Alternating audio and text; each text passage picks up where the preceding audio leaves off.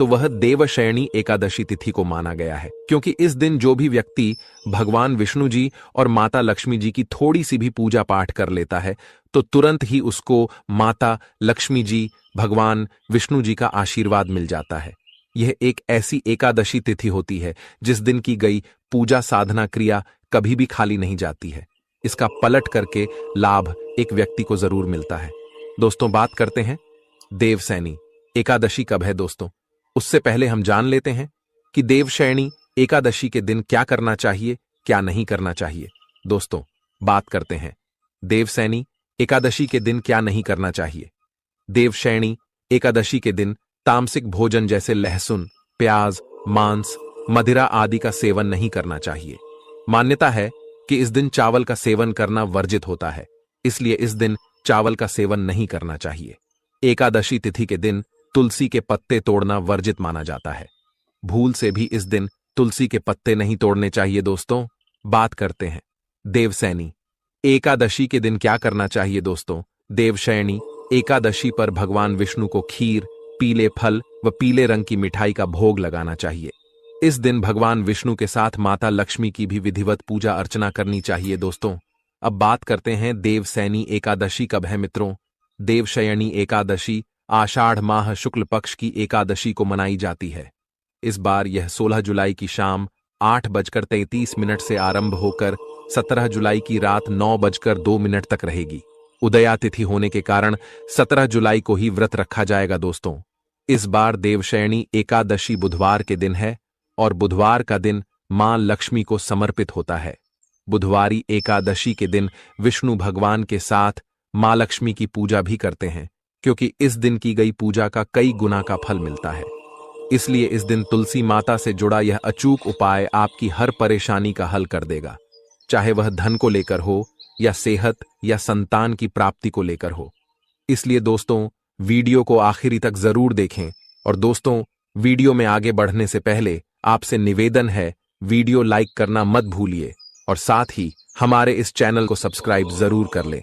दोस्तों, इस वीडियो को लाइक करके कमेंट में जय श्री हरि विष्णु, जय मां लक्ष्मी लिखना ना भूले। दोस्तों, इस दिन पूजा, व्रत, दान आदि धार्मिक कार्य करने वालों पर लक्ष्मी नारायण की कृपा बरसेगी।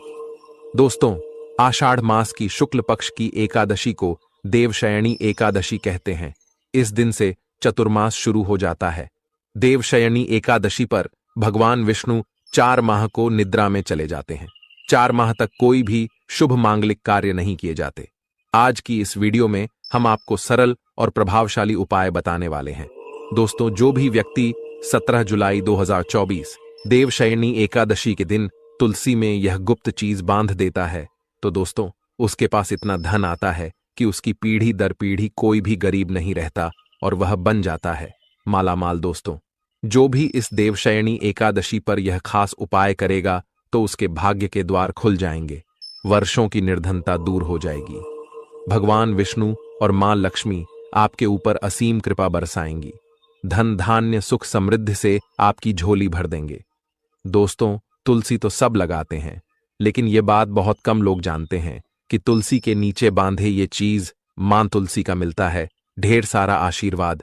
माता लक्ष्मी होती है, आकर्षित घर में नहीं आती कष्ट। दोस्तों, तुल का पौधा यदि आपके घर में लगा है तो दोस्तों, यह आपके परिवार के लिए बहुत ही लाभकारी है। तुलसी के पौधे में देवी लक्ष्मी का निवास माना जाता है और नियमित रूप से तुलसी के पौधे की पूजा करने से काफी लाभ मिलता है। दोस्तों, वेद पुराणों में विस्तार पूर्वक बताया गया है, लेकिन इसी के साथ में क्या आप यह बात जानते हैं कि तुलसी के नीचे यह चीज बांधने पर मिलता है आशीर्वाद और आपको वह सारी खुशियां मिल जाती है जिसके आप हकदार हैं। लेकिन दोस्तों, तुलसी के नीचे यह चीज बांधना भी है जरूरी। दोस्तों, हिंदू धर्म में तुलसी मां को देवी के समान माना जाता है, पूजनीय माना जाता है। भगवान विष्णु की पत्नी वृंदा मानकर देवशयनी एकादशी के दिन तुलसी और शालिग्राम का विवाह करवाने के लिए भी हमारे यहाँ परंपरा चलती है। शास्त्रों के अनुसार जिस भी घरों में तुलसी का पौधा हरा भरा खिला रहता है, उस घर में सुख, शांति और समृद्धि निवास करती है। भगवान विष्णु की पूजा और प्रसाद में भी तुलसी का पत्ता होना सबसे जरूरी माना जाता है, क्योंकि इनके बिना पूजा अपूर्ण मानी जाती है। इसी कारण से सभी हिंदू परिवारों में तुलसी का पौधा होता है। दोस्तों, आपके घर में भी तुलसी है तो सुख, शांति और समृद्धि के लिए तुलसी मां को लाल चुनरी अवश्य से चढ़ाना चाहिए। अक्सर लोग जाने अनजाने में कई बार ऐसी गलतियां कर देते हैं।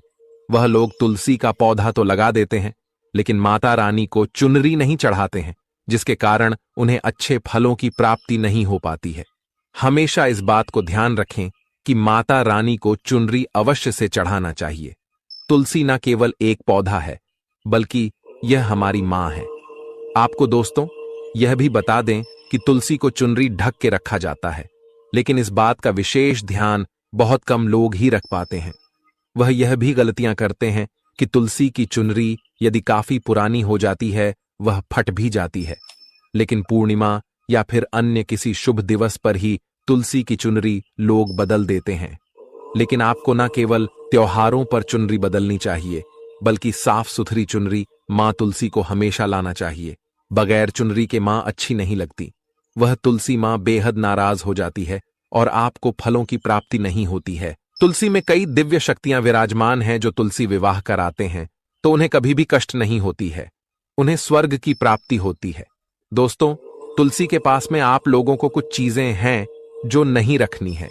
तुलसी मां हो जाती है क्रोधित। जैसे मैंने आपको पहले भी बताया है कि जहां तुलसी का पौधा होता है, वहां पर आपको अपने मुख से कड़वे बोल नहीं बोलने चाहिए। इसके आसपास जूते, चप्पल, झाड़ू, पोंछा रखना भी बहुत पाप माना जाता है। तुलसी के आसपास थूकना भी घोर अनर्थ पाप माना जाता है। पौधे में शिवलिंग और गणेश जी की प्रतिमा बिल्कुल नहीं रखनी चाहिए। तुलसी में कोई अन्य पौधा नहीं लगाना चाहिए। तुलसी का पौधा जहां पर भी हो, वहां पर सदैव साफ सफाई होना अनिवार्य होती है। तुलसी के पास कपड़े नहीं सुखाना चाहिए। तुलसी का पत्ता नाखून से नहीं तोड़ना चाहिए, माता क्रोधित हो जाती है। तुलसी के पत्ते सूख कर गिर जाते हैं, उन्हें कूड़े में नहीं डालना चाहिए, मिट्टी में उसे दबा देना चाहिए। तुलसी का पत्र रविवार को नहीं तोड़ना चाहिए और ना ही रविवार की पूजा करनी चाहिए। दोस्तों, तुलसी में सुबह शाम पूजा करना चाहिए और शाम के वक्त दीपक जला देना चाहिए। दोस्तों, कुछ विशेष सावधानियां हैं जो आपको तुलसी को जल देते समय रखनी चाहिए। भूल करके भी तुलसी में ऐसा जल कभी मत चढ़ाना, पूरा घर बर्बाद हो जाता है।